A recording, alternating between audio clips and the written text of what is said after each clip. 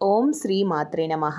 అందరికీ నమస్కారం అండి. ఈరోజు ఈ వీడియోలో వారాహి అమ్మవారి యొక్క విగ్రహం ఇంట్లో పెట్టుకొని పూజ చేయవచ్చా, నవరాత్రులు జరుపుకోవచ్చా అని డౌట్ చాలామందికి ఉంది. దానికోసమే ఈ వీడియో అన్నమాట. వీడియో ఎండ్ వరకు చూడండి, క్లారిటీగా చెప్తాను. అమ్మవారి విగ్రహం అనే కాదండి, ఏ విగ్రహాలైనా శివలింగాలైనా బొటని వేలికి మించి పెద్ద సైజ్ అనేది ఉండకూడదు. కేవలం మన బొటని వేలు ఎంతైతే ఉంటుందో అంతైనా ఉండొచ్చు, లేదా కొంచెం తక్కువ చిన్నదైనా పర్వాలేదు. బొటన వేలికి మించి పెద్ద సైజు ఉన్న విగ్రహాలు అనేది మనం ఇంట్లో పెట్టుకొని పూజ చేయకూడదు.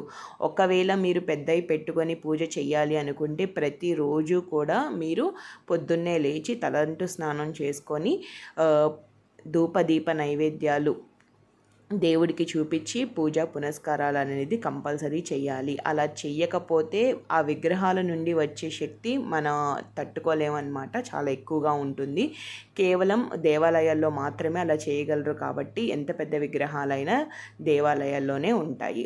కాబట్టి మనం ఇంట్లో మన బొటన వేలంత సైజు విగ్రహం అయితే పెట్టుకోవచ్చు. నేనైతే పోయిన సంవత్సరం కేవలం వారాహి అమ్మవారి యొక్క పటం మాత్రమే పెట్టుకొని నవరాత్రులు జరుపుకున్నాను. దాని నుంచి అమ్మవారి యొక్క దయ నా మీద ఉండి నాకు ఎంతో బాగా కలిసి వచ్చింది. నేను ఈరోజు ఇంత హ్యాపీగా ఉన్నాను అంటే దానికి కారణం వారాహి అమ్మవారే. నేను చాలా బాగా నమ్ముతాను. అందుకే ఈ సంవత్సరం ఎలాగైనా కొని పూజ చేసుకోవాలని నిర్ణయం